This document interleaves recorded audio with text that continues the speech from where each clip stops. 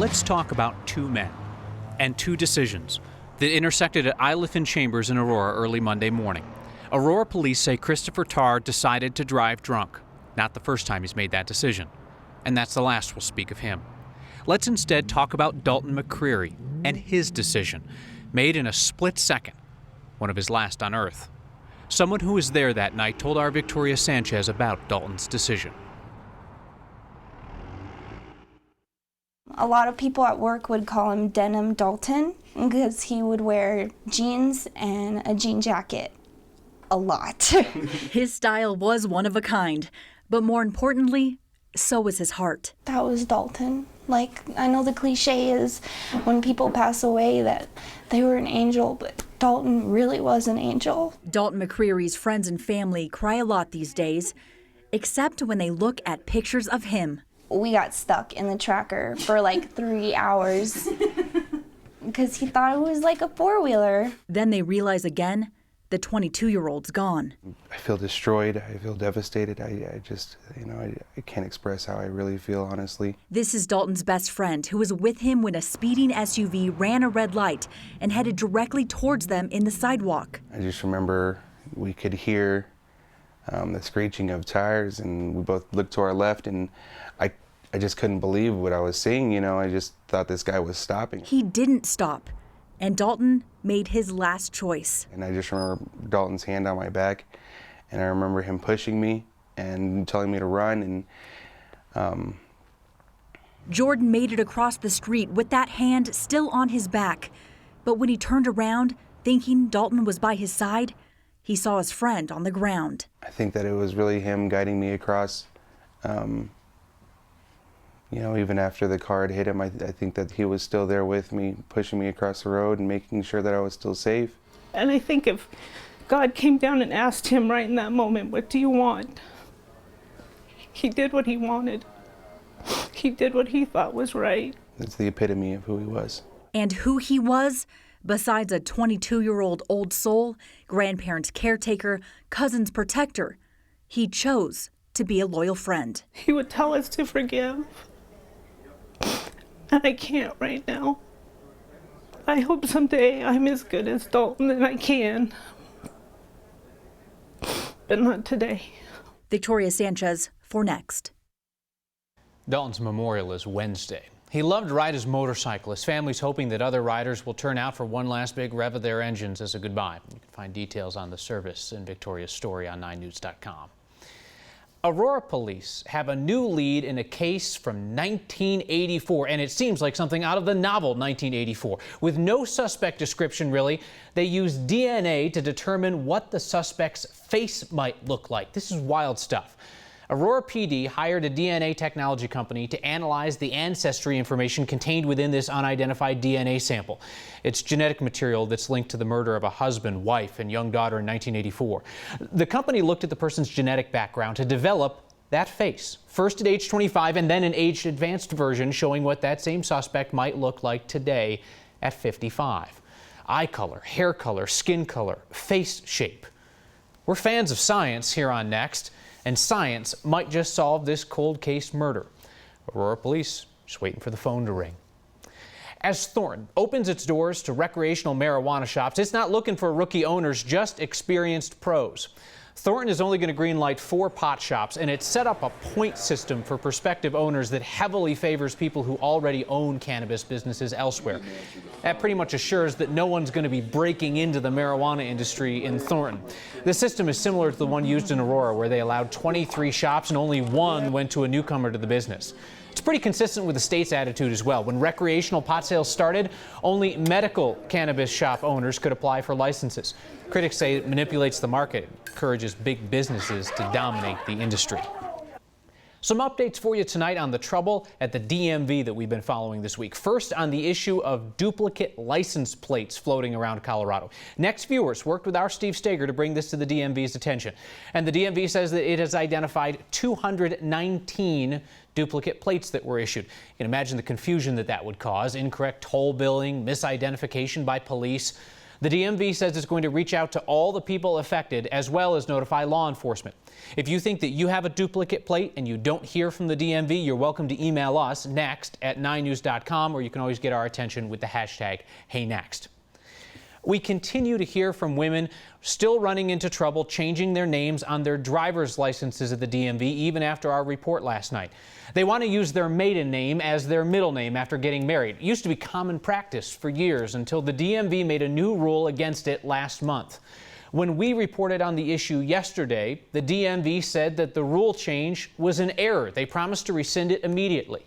So if you run into trouble with a DMV clerk who doesn't know that the maiden middle name rule has changed, DMV says ask for a branch manager. They should know what's up.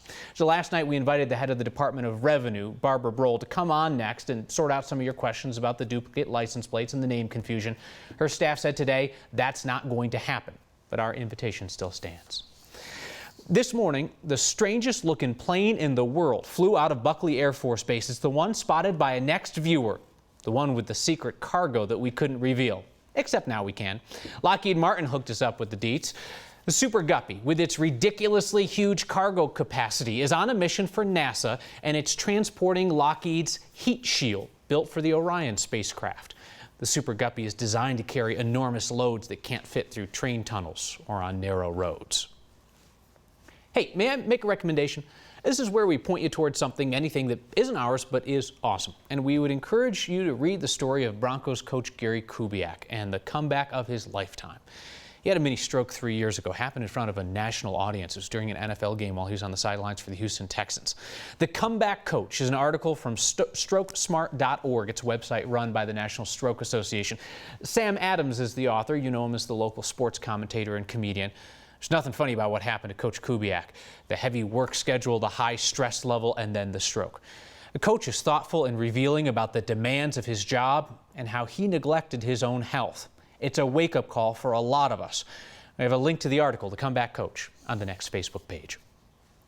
The Colorado Avs have a new head coach to replace Patrick Waugh. Jared Bednar is not a former Avs star, not a Hall of Famer, not famous for fights at center ice, so perhaps he's not replacing Waugh. Bednar will simply be the next head coach of the Avs. He won the AHL's Calder Cup championship last season as coach of the Lake Erie Monsters in Cleveland. He played 9 seasons of pro hockey himself with a couple of different teams.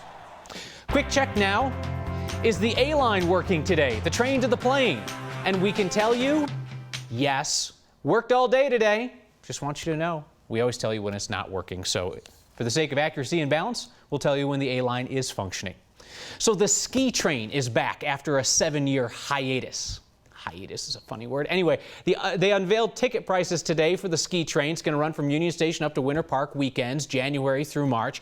There's always been talk that out-of-state families will be convinced to fly into Denver, take the new A-line to Union Station, and then the train up to the mountains to ski. A car-free ski vacation. Let's take a closer look. The train to the plane is but one step in the chain. For skiers without wheels, a problem remained. They didn't want to drive, but with the demise of this train, there was the problem of how to get between the twain. No more, though, shall skiers struggle in vain if they won't deign to retain a rental car to traverse the terrain. A solution at last, no need to complain. Just open your wallets and pay all the dollars. I know dollars doesn't rhyme with train or plane or any of the rest of it, but it's going to be really stinking expensive to fly into town and then take trains all the way up to go skiing. Just be aware.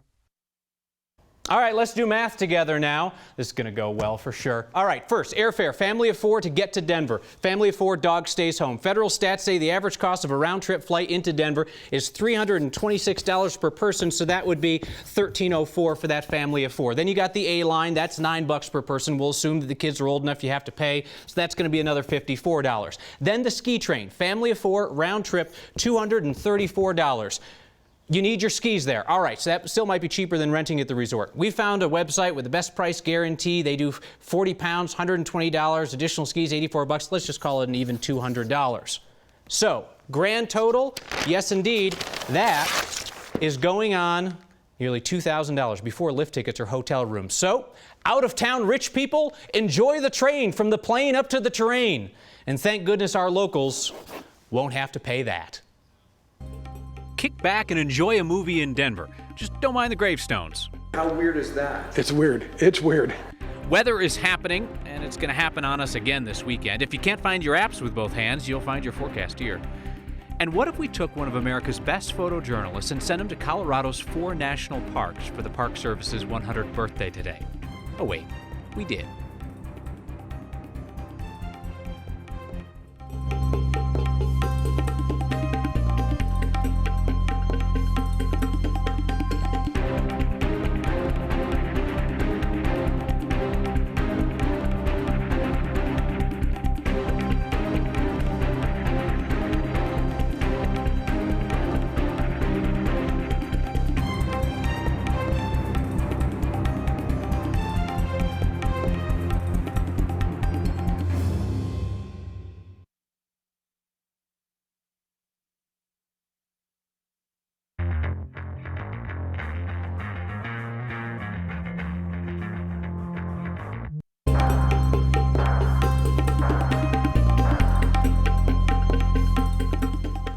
A welcome break from the heat, feeling like fall again in summer today. And we've got one more day of the rain and the cloud cover before that summer weather that some of you are looking for will return. I'm meteorologist Kathy Sabin. We're starting to see a little bit of a break in the clouds. We look off toward the west, but off to the east, the showers continue, heavy at times. Our high today, 71, a far cry from the average of 86, and will only be a couple of degrees warmer tomorrow. These storms non-severe, but dumping a whole lot of rain, heading well east of the city. But we are bracing for another round of showers to push east off the foothills yet tonight. So grab the umbrella if you're headed out tonight. You'll need it again tomorrow as well. We continue rather cool and unsettled just until the weekend. Oh, the timing's perfect here. Tonight, 51 degrees with partly cloudy skies. Still the chance of more rain and thunder overnight tonight.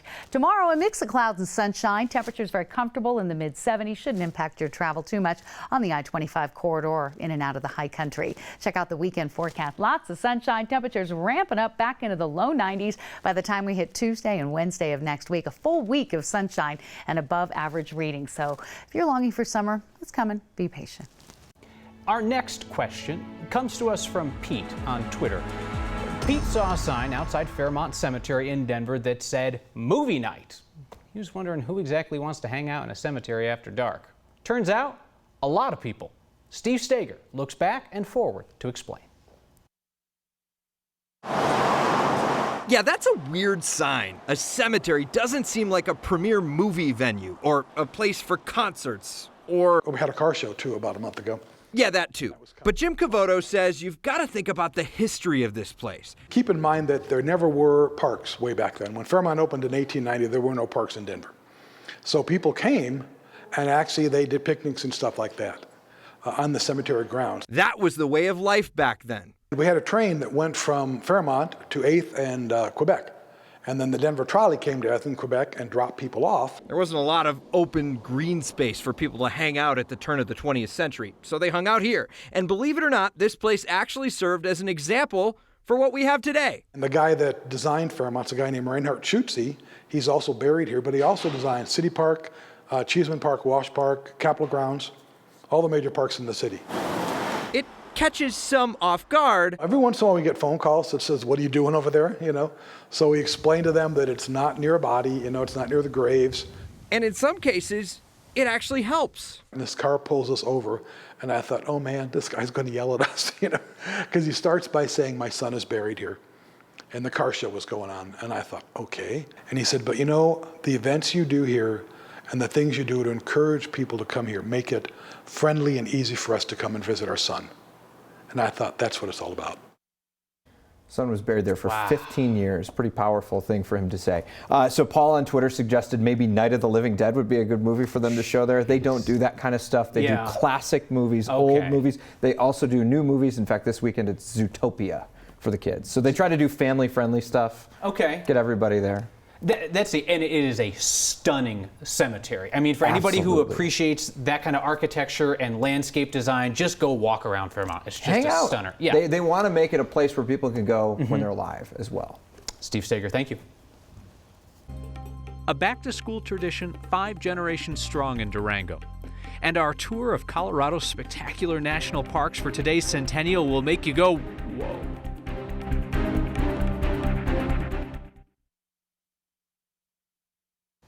No stress in the Hurt House picking out outfits for the first day of kindergarten. at least if you're a girl in the Hurt household, you're wearing the dress. Allie Hurt started kindergarten this week at Park Elementary School in Durango. She was the 17th girl in her family to wear the dress her first day of school. It was handmade by her great-great-grandmother in 1950 for her great-aunt, and since then it's been worn in at least 7 states. Aunts, cousins, second cousins have all worn the dress, along with Allie's mom in 1981. I remember wearing this dress, but I was worried that it was going to be really old, and I was worried she was going to make it dirty, but she was really excited to wear it because we called it the special dress. It's really cool to see her, carrying on this tradition. There's not a lot of stuff we have in our family that has, lasted through all the generations, and so to see her in it, keeping up with something that's handmade and means a lot to us. And that 66-year-old dress looks like new. Allie's little sister Caroline may be the next to wear it. Apparently we hear there's a cousin in Oregon who also has her eyes on it too. Both start kindergarten in the fall, so a bit of family rivalry for sure. Before it was everywhere, it was on Next. 12-year-old Weston Eimer is now internet famous. He was just Next famous 2 weeks ago when he appeared on our very first show. He's the young Trump supporter who's a co-chair of Jefferson County for Trump. His story went national this week. Jimmy Fallon apparently cracked a joke mentioning him. Before he was everywhere, yes, Weston was here on Next. Can we talk about media bias? Sure. Oh, yeah. All right. Sure. Are reporters like me biased against Republicans? Well, some reporters, yes. Like, for instance, I'm just going to say this out here right now. Do it. That on Channel 4, and the liberal media sometimes just throws it over the top. Never get tired of that. Weston is no longer doing media interviews now that he's big time, and now that some people have been really mean, cruel, honestly, since his story went public. Weston is still a friend of Next, and you can see our whole interview on the 9 News YouTube page. We're back with some Colorado peace and quiet that will leave you speechless.